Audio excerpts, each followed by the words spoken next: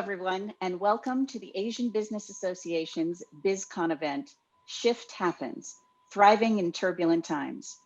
My name is Bonnie Neist, and I'm President and CEO of Fidget Branding, a B2B growth marketing agency with a brand-first approach to strategy, inbound and outbound marketing, sales enablement, and design.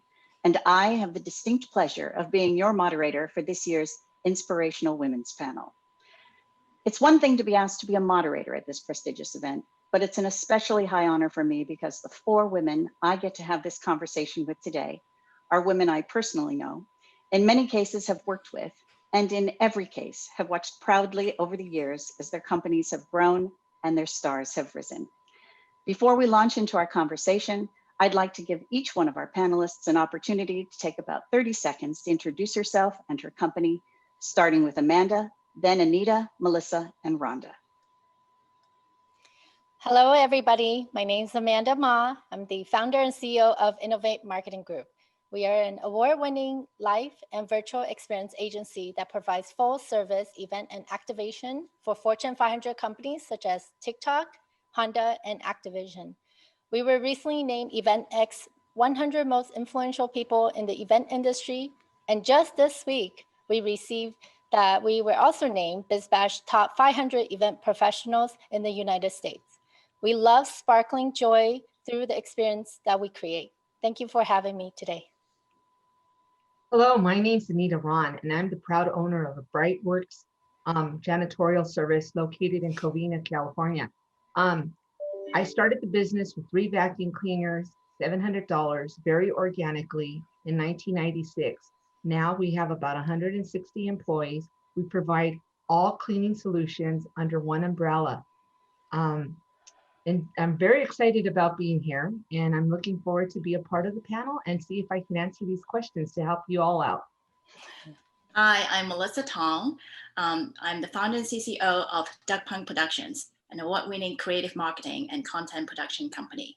We work with B2B companies, large and small, to craft compelling messages and create engaging visual stories to connect with the audience and drive sales. In the past, I've worked with Nissan, Verizon, Wells Fargo, just to name a few, and we've won many awards for our work, such as Clio, Eddy, Telly, and a dozen more. And the services we provide include TV commercials, digital content, short and long form documentaries, and independent movies. Thanks for having me today. Hi, my name is Rhonda Jackson, CEO and founder of Decor Interior Design. We are an extension of your company's facilities team. We complete paint, decorating, furniture, material procurement, and sourcing projects for hotels, airports, office buildings, and hospitals. We've delivered our products and services so well that we've been nominated the Supplier of the Year by the Southern California Minority Supplier Development Council 4 years in a row. I like to consider myself the been there, done that, bought the t-shirt, kept the ticket stub, life champion. So the beauty of this format is it's much more intimate than the typical panel because we actually get to be face-to-face instead of sitting in line on a stage. Think of it more like our own virtual red table talk. And the topics on the table are disruption, adapting, thriving, and inspiration. So let's get started. I want to start with a foundational question that takes us a little deeper than your introductions. What experience in your life actually launched this entrepreneurial journey that you're on? Let's start with you, Anita. Well, I started the journey, I think when I was very young, I always wanted to be that business owner. And it was always in me, there was a seed in me that always said, you know, someday when I grow up, I want to be a business owner. And I think that was because my father was a part-time business owner. And the reason why I say part-time, because he had to work to support the family. We had a family of 9 children. So when I started working in an organization, a corporate 500 organization, and I was laid off. Sadly enough, I was laid off, and I had to make a shift. I had to figure out, what am I going to do next? And one of the things I felt is the cleaning industry is something that everybody wants. Nobody wants to do it. And I felt that I had the right tools, the right management skills that I would be able to launch something like this off. And it made me very excited about the whole situation. So I took that venture. Everybody said I was crazy. My brother said, you don't even like cleaning your own house? What are you going to do? You're going to go clean other people's places? And I thought, watch me. And the one thing that I did do was just let everybody know, I am going to start a business and this is what my dream is. And will you support me? And the more people I told, the more people started supporting and helping, and the business started growing. That's So wonderful. That's how I started it. That's how Bright That's Rich.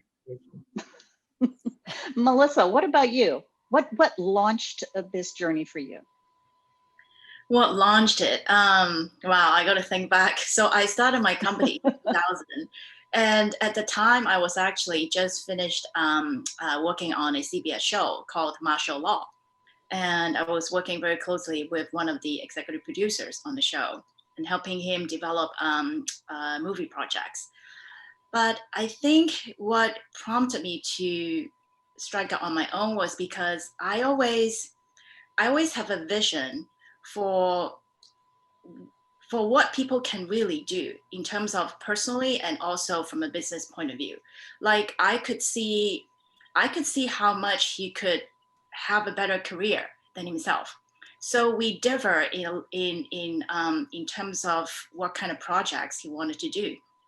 So I thought, well, if we cannot share the same sentiment in terms of what is best for him to have a more, basically to have, longevity in Hollywood, then I kind of don't want to work for him anymore. So I quit. And then I thought, well, since I started as a TV news anchor, reporter, and producer, and interviewed thousands of people from all walks of life and did over 1,200 stories, under my belt. So I thought, you know what, I'm just going to launch my own company and just see where it takes me. And I have to say, I never looked back. And this journey really has given me so much and has taken me to places that I never, ever even dreamed of. So, yeah. That's fabulous. That's fabulous. Rhonda, we've had lots of conversations, but I don't recall us ever talking sort of what that launch was. What was it that made you decide to be an entrepreneur? Well, being that I just started my company yesterday, no, I'm just joking. It hasn't been 23 years. No, it hasn't been 23 years. Honestly, I mean, when I approached this question before, I thought about the moment I decided. But what you made me think about in hearing Anita and Melissa's answers is the journey ahead and how this was almost like a destiny for me. I remember one year I actually had 8 W-2s. I had gone and tried to find a place in the marketplace, pursuing my career and really developing, as an individual. And it just wasn't a good fit. And until I pursued entrepreneurship, a place that I could explore ideas, that I could be the visionary, lead that charge, and find and garner support to really fulfill a mission. As far as being an interior designer, that was a craft. That was something that I honed, but how I was going to express it is what entrepreneurship really allowed me to do. And that's what I was thinking about. The other thing that I thought about was my journey as a door-to-door salesperson, and that whole sense of adventure, and every day held something different, and who was I going to come in contact? And I really feel like entrepreneurship, kind of emulates that in so many ways, that every day I get to recreate or create a new adventure for myself. And I really enjoy that. Keeps me on my toes. That's wonderful. That's wonderful. Amanda. My story is very similar to Anita, I want to say. So my original inspiration was my dad. He was also an entrepreneur, and it was really exciting watching him grow his business through his hard work, right? And even though he's super busy, that he was still an amazing dad. And I say, hey, if he can do it, I can do it. And I just saw all the hard work he put into it, and it just really inspired me day in and day out, and how much all his employees really respect him. And over time that he grew the company even internationally.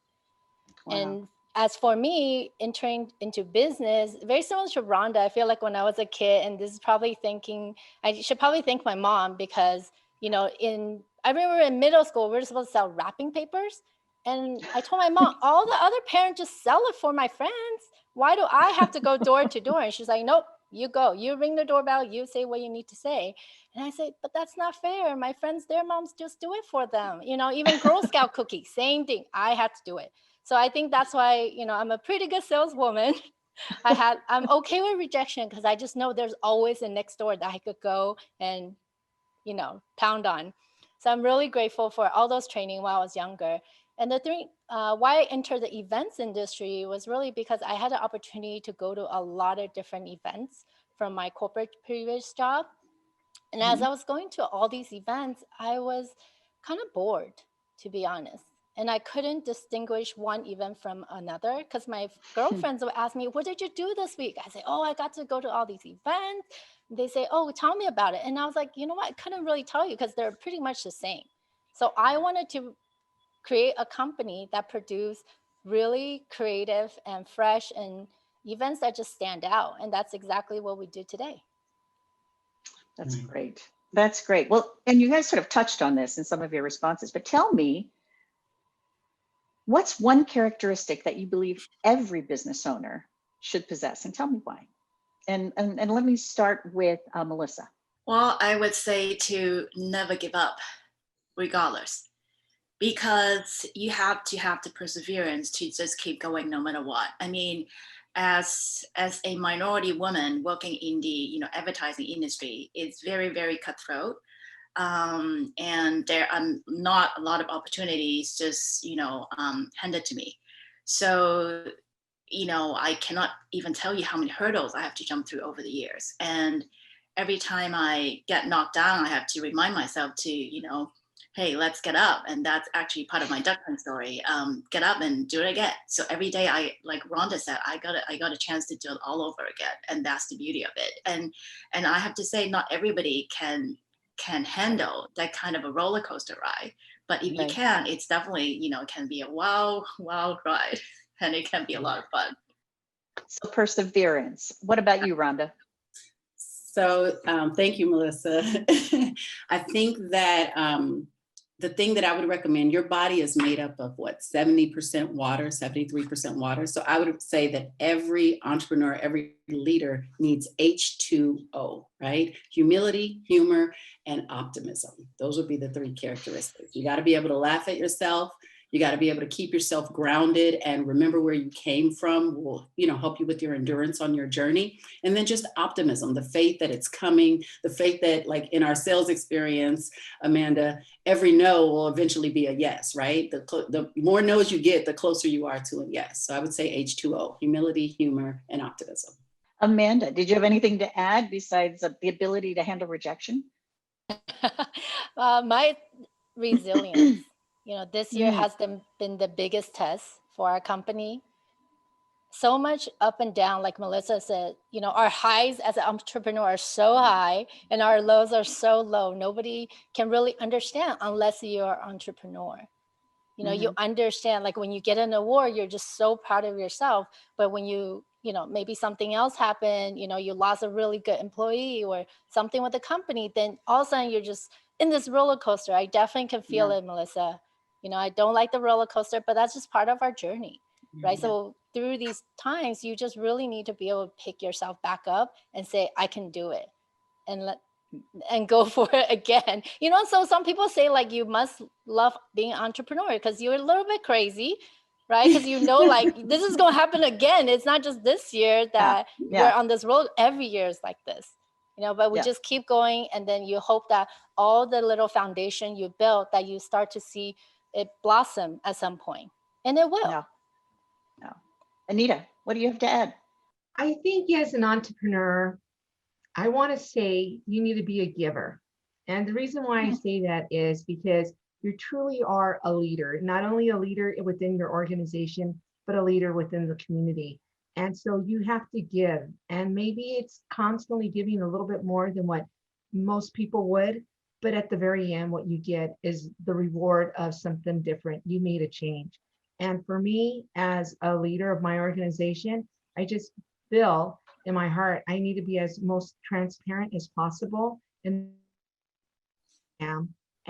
have them actually see the ability that I'm being transparent and I'm being vulnerable, that they're actually working together as a team. And when one group works together as a team, then there's a synergy. And that's when you develop something great. And that's what a leader is. And that's what an entrepreneur is. just being open and vulnerable and being a giver.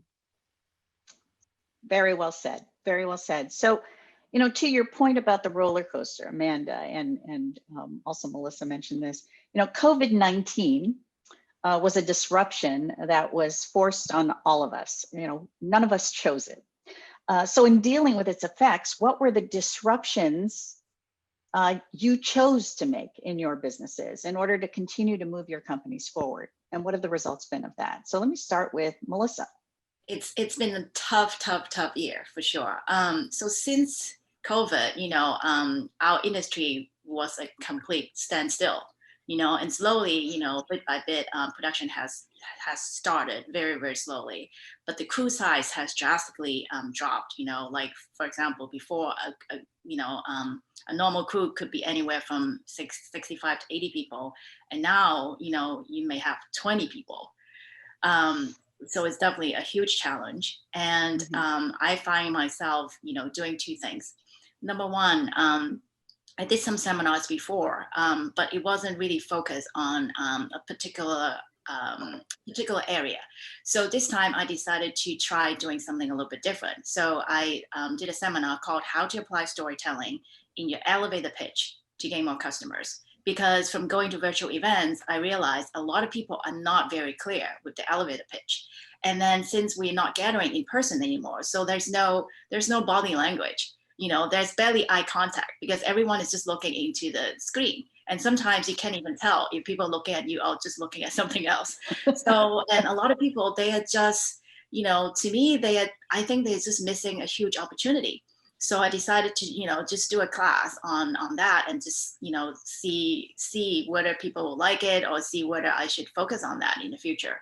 And in the class, there was a student, he did $580,000 worth of sales in 3 weeks. And I was blown away, completely blown away.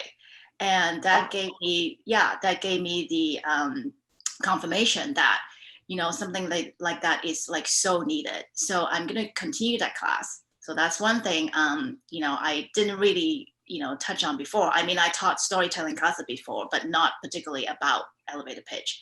And then another interesting that I did, not really by choice, was I actually got into the PPE world. So I've been facilitating sales of masks and gloves to big organizations and government agencies. And that is something that was very interesting to me because I've always been in service. I've never sold a product in my whole life. So there was a bit of a learning curve, learning how to sell a product, not just selling a product, but selling something that is so needed, but at the same time, dealing with all these fake buyers, fake sellers. It's a pretty crazy world, I have to say. Wow. Those are really big disruptions in your business. Yeah. Rhonda, what about you? Uh-oh. Wait, I get to wake up now, right? I went to bed. It was like, the American dream. I woke up to Nightmare on Elm Street, man. So I think the biggest disruption, I mean, I was very hopeful at the beginning of COVID because they were like, oh, construction, it's essential. And I'm like, yes, okay, I'll be able to keep working and no problem. And then I realized that 70% of my client base is non-essential.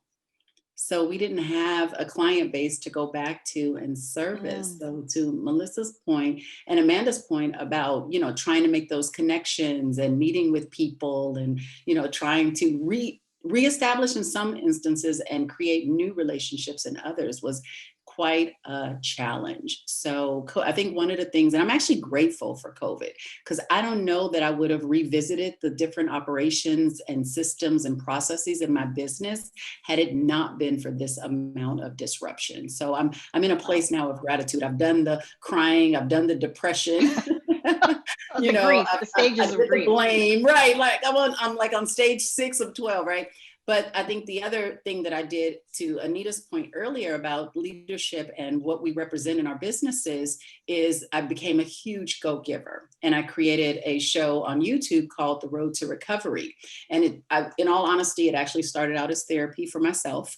as you know, I was kind of visiting the conversations that entrepreneurs would have, you know, surrounding COVID or surrounding disruption, to your point, surrounding disruption, and creating an environment where we could, you know, have economic security. How do we, you know, go back and revisit our agility as small businesses, you know, empower ourselves and garner the education and the resources. So taking the opportunity to, you know, provide as much information as I could out to the emerging and established business, you know, community, but as well as, you know, therapeutically depositing it in myself. And I think the last growth measure that, not the last, but one of the key growth measures that I really embraced during this time is understanding that I can't do it by myself, that I need my business community. I need the 4 of you that are on this video chat. I need, you know, my team, you know, developing and empowering and really relying on their skills and talents and trusting them, because now everybody's working remote from their homes, you know, and applying other, you know, dynamics to being able to fulfill what they have to fulfill for my business. So it's been a journey. We're still on the road, but it's been a journey. That's great. Amanda, what about you? As I mentioned, we're in the business of live experiences, right? So we're all about in person. And I love people. And I think that's one of the reasons why I'm in this business. So yes, when the shutdown happened, none of that was allowed to happen. We were actually just finishing up a big event, very high profile event in Washington, DC. And literally a few days later, I had to send my entire staff home to work remotely. You know, and then from then on, I did have my moments where, you know, like what's going to happen and just being very depressed because I thought I built up this great company and now I had to like completely pivot, right? But then I realized, you know what, I got to get myself together because I have a whole team behind me and I have a community that I want to help. So very quickly, our team, you know, started to brainstorm about what ideas, what solutions we can bring to the table for our clients, because they're also very impacted. You know, so we're trying to think of ways for that, as well as getting our agency certified in virtual event and management. And within 3 weeks of COVID, we produced our first 1,000 people virtual event. Wow. And it was so successful. It actually did much, even more better than the usual, because 3,000 people attended. So the client was so ecstatic. They literally, the client say, "Are you guys in? Because if you guys are not in, we're just going to cancel the event." You know, they needed our support. So I'm so glad that we prepare our team, but we spent a lot of time training to get everybody on board and get them, you know, their expertise so that we can help our client. In addition to that, you know, we also wanted to make sure at the time we have all these resources, right? Because we do a lot of events and experiences. So we have resources in terms of experts. So I wanted to help the community out, because just being an entrepreneur myself, I know, you know, someone like a Rhonda, Melissa, or Anita, and you, Bonnie, we're all in the same situation where it's like, how does this PPP loan work, SBA loan, EIDL? Like, there's so many acronyms, first of all, you know, and how does culture, right? Because culture is also impacted from in here where I see everybody, now everybody works remotely, and even financially, all the tax, you know. So then we put together panels of experts, and then we kind of produce those shows for free. And then we invited, you know, a lot of the entrepreneurs we know.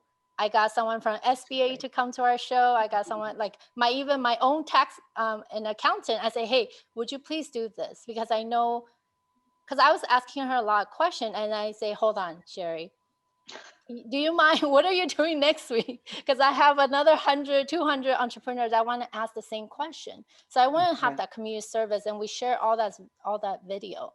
So that's something we were able to, you know, I'm glad we were able to pivot, and then now servicing a lot of clients. But like Melissa said too, there was a period of time where it was just standstill, because even though we were ready to do virtual event, the market wasn't ready. The market needed time to adjust, and the market was also hopeful, thinking 2 months later, COVID will be over. Yeah. But it's still here. That's right. It's still here. Anita, it's still here, right? So Still here. yeah. So what about you? Well, when you say what happened with us, the line shit happens, that's what happened to us. I want to say that because it's very honestly. Now let's go back and what happened. There was a ration and paper supply. People were not showing up to work because they were stressed out.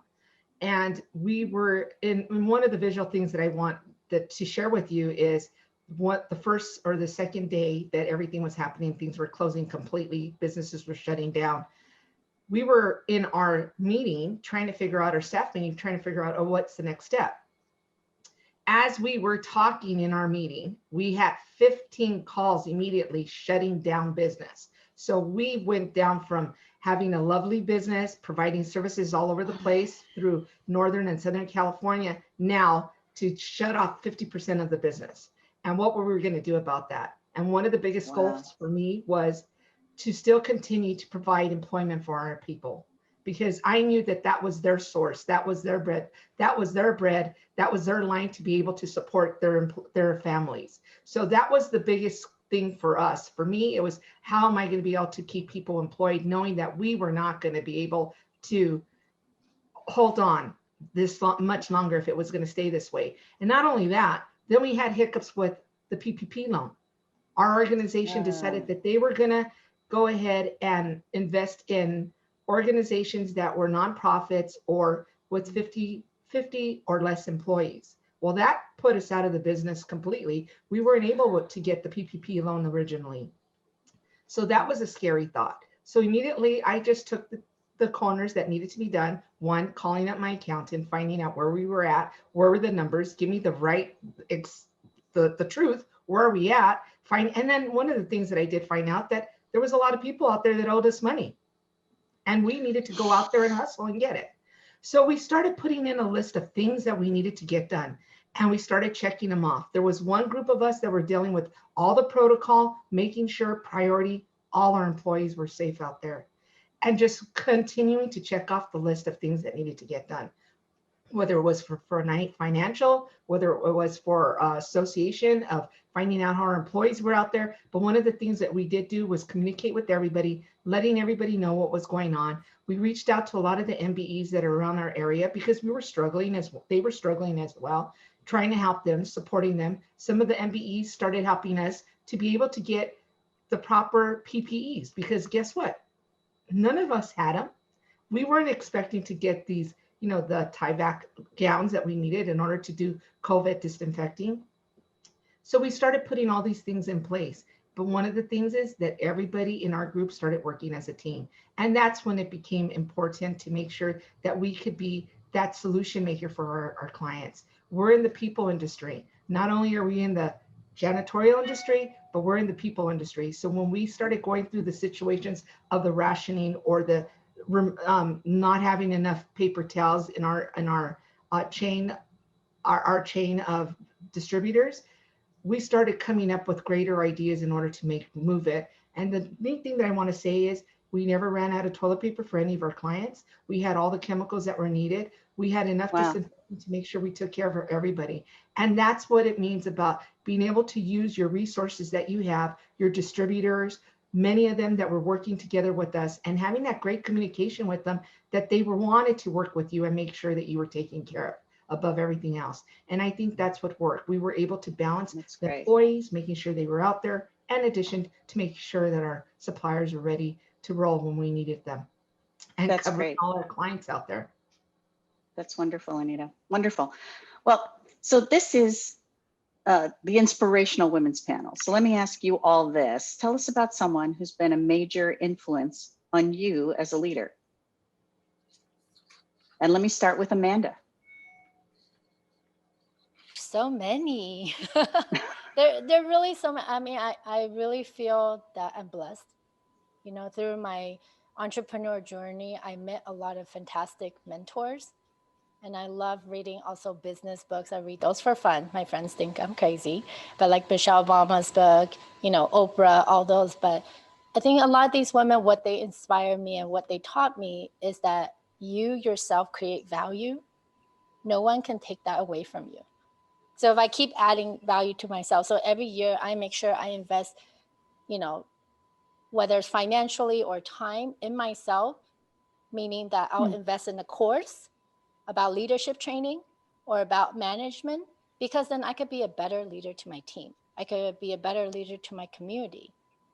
So that's Mhm. one of the, I love that because I feel like value, and we create value to our clients. There's so many areas where we could create value. That's great. That's great. Rhonda, who's somebody that's inspired you as part of this journey? Thank you. That's a really thoughtful question. Like I said earlier, COVID has been a very reflective time for me, and it really helped center me on my true core values. And so I'm not sure faith, belief on this panel, but I am giving complete surrender and honor to the Most High. I truly do, because I truly believe in intentional living and living on purpose. And whether Mhm. it's Amanda and I doing a coffee to brainstorm over something, whether it's Anita and I comparing databases of clients that we can both share our resources with, I feel like those things are divinely intentional in our lives, and they're set there on purpose, so not accidental encounters. So all the Mhm. women and men that have, contributed to our success and to our support, just keeping us going, I truly give grace and thanks to the Most High. Lovely. Lovely. And what about you, Melissa? Who's an inspiration to you? I wanted second Rhonda. It's very true. I mean, I have so many spiritual leaders that I listen to, very, very often. And I watch, Oprah Super Soul Sunday, every Sunday.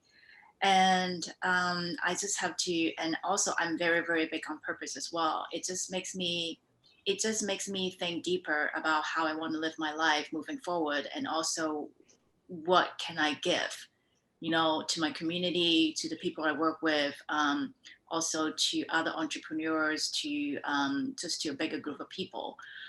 So I actually have some ideas about doing something. I don't think I'm ready to announce yet, but stay tuned.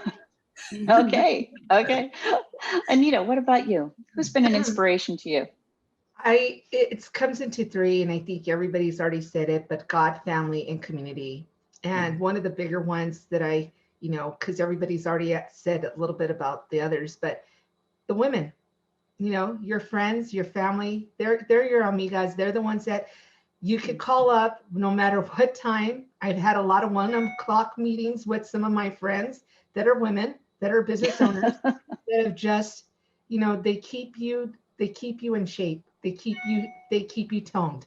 And so my inspiration is for all the women that are out there that have taken the trenches of being able to start a business and continue to do it even in COVID. So yes, it's you ladies. That's what inspires me.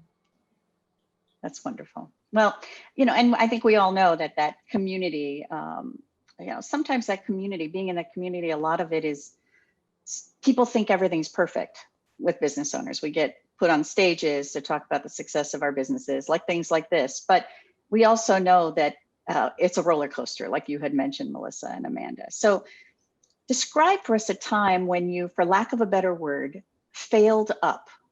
So in other words, when a failure ultimately turned into a success for you. And let's start with Amanda. Well, prior to owning Innovate Marketing Group, I actually used to own another events agency. So I think Bonnie knows that, a few of you know that.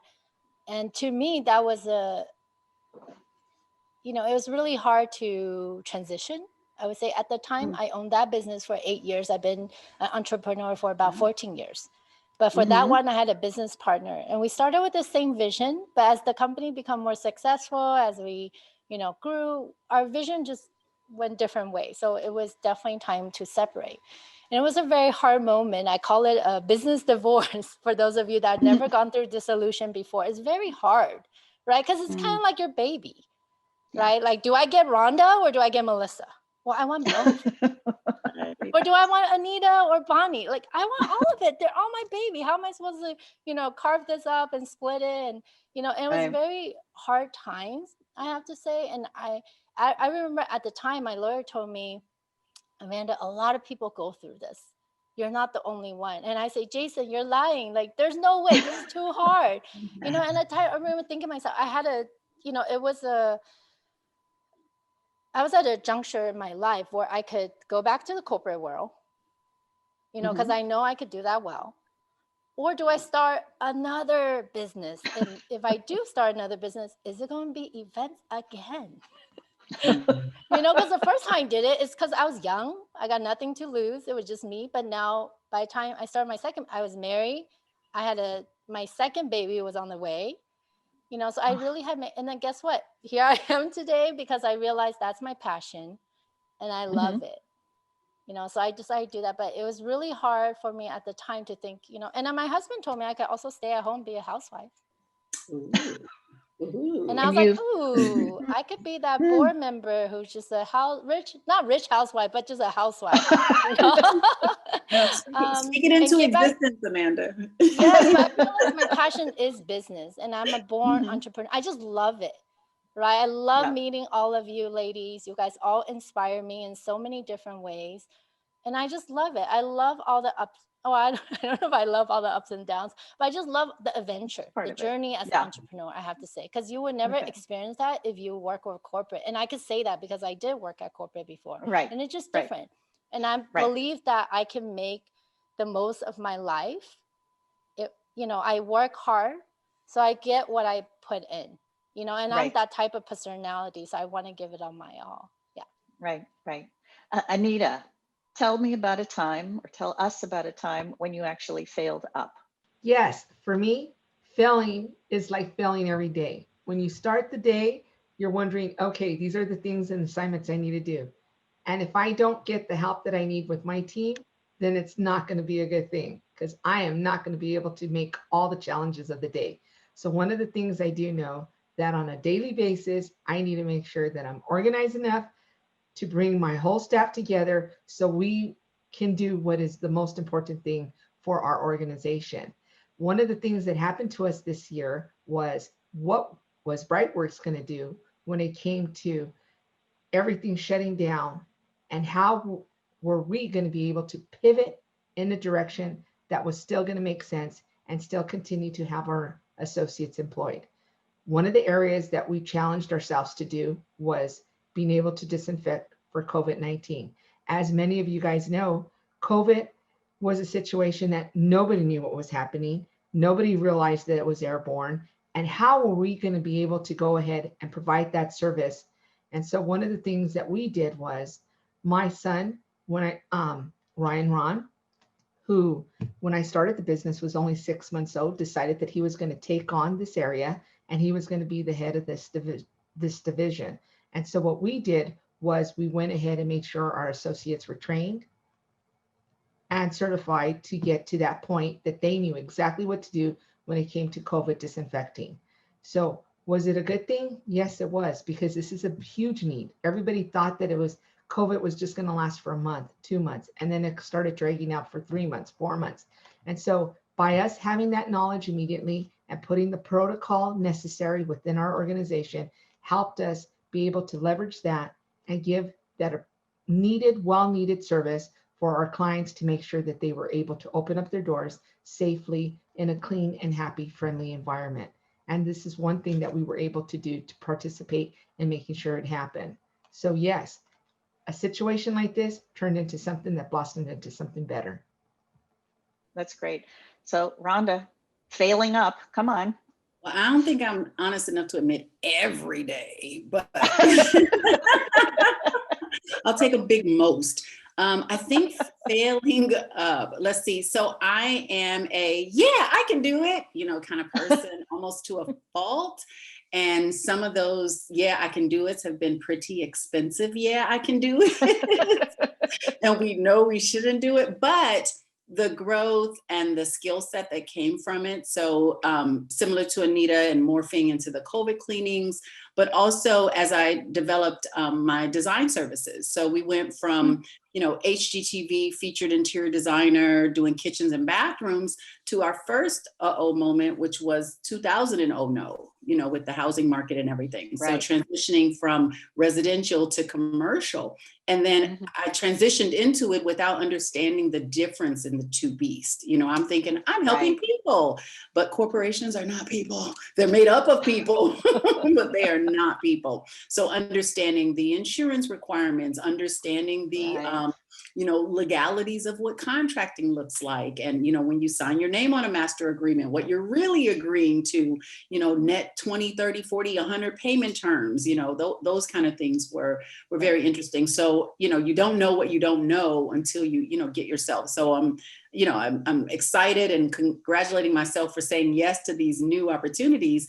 But I think part of the failure is maybe seeking a little bit more knowledge or understanding it before committing to it and really, deciding. But again, had we not, we wouldn't be a paint contractor. We wouldn't be with the union. We wouldn't be, a facilitator of material procurement. I wouldn't own a Benjamin Moore paint store, with U-Haul distribution. So, some of those, I have to really be thankful and grateful for that risk taking, right? As entrepreneurs, we're kind of natural born risk takers, but also wanting to make sure that I balance that out with being a little bit more on the informative side and asking more questions. That's great. I love that. Melissa, what about you? Failing up. Me failing up a lot, actually. Like Anita said, it could be every day, but but if I were to pick a moment, I have to choose this incident. This was back in 2013, after I started my company. A friend of a friend wanted to branch out to do TV commercials at the time. And I wasn't doing TV commercials quite yet in 2013. And so I partnered up with him and we did a couple of jobs. In the end, I realized that it wasn't really a good partnership because at the time, he owned a post-production facility. And he didn't really he didn't fully quite get what it meant to be in production. And such as, we were fighting for phone lines to call out and people calling in. It was quite a challenge every time, producing a job. So I decided to sever the ties and not partner with him anymore. But I wasn't sure if I wanted to roll TV commercials into my own roster. And I thought, well, you know what? I've done it, why not? So at the end, I decided to, do that. And, the first year when I rolled TV commercial into my own company, I did, 3 big jobs that year, 2005. So that ended up being a good decision. And it actually, we actually propelled from there. So that was the big failing up moment.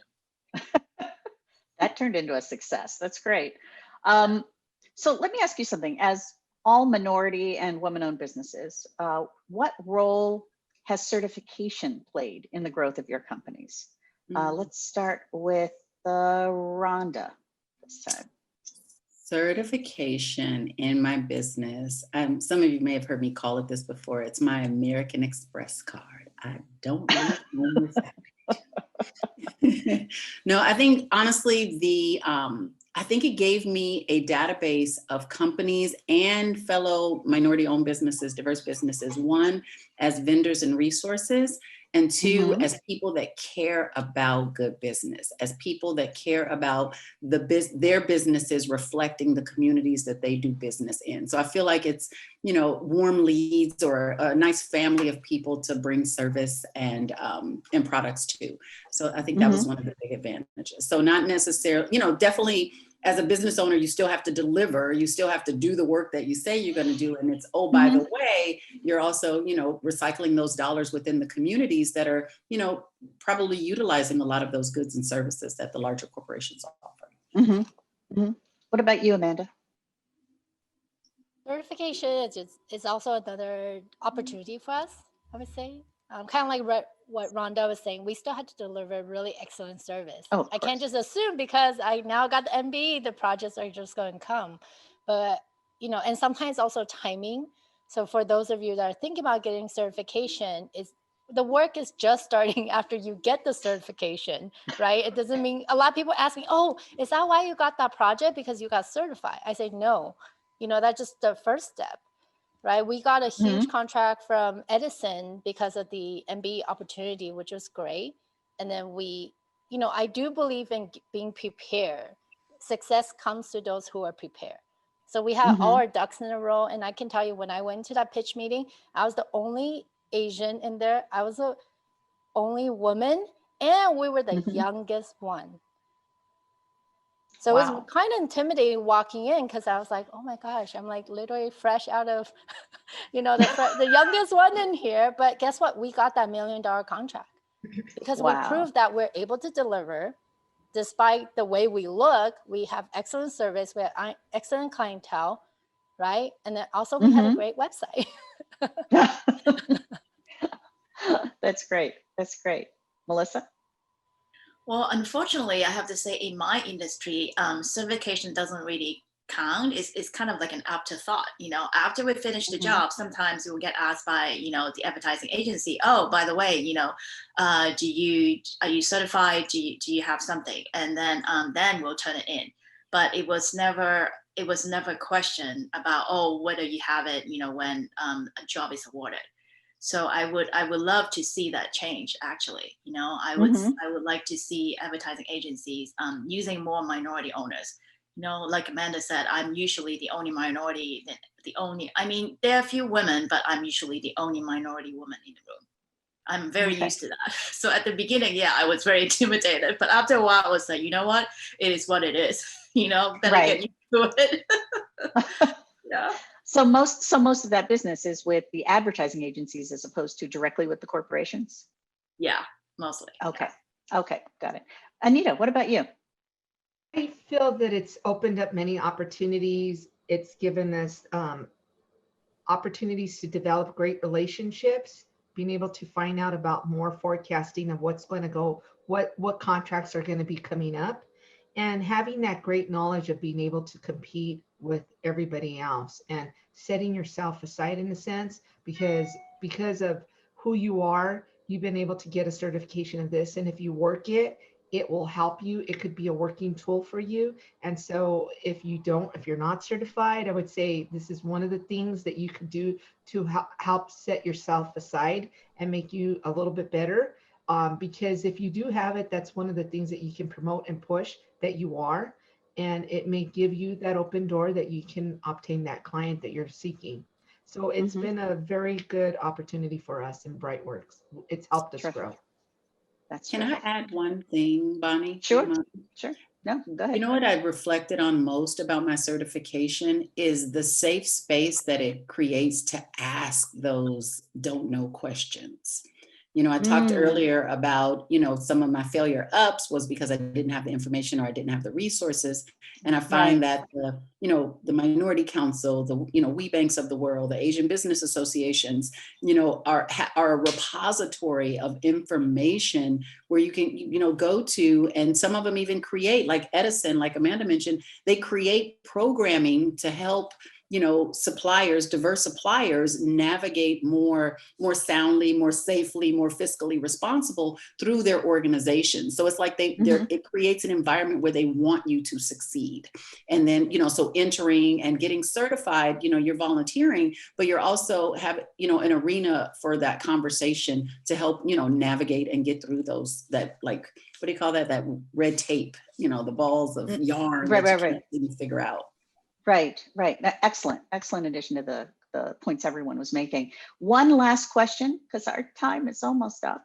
One last question. What's one piece of practical advice you would give to a fellow business owner who at this moment is struggling? Melissa, let me start with you. I would say really to have faith and never give up, because I truly believe that there's always light at the end of the tunnel. So just keep going, regardless. Okay. Rhonda, last word on this. From you. We're going to talk to Well, I would say to get really, really laser clear about what you do, who it helps, and how much it costs to do it.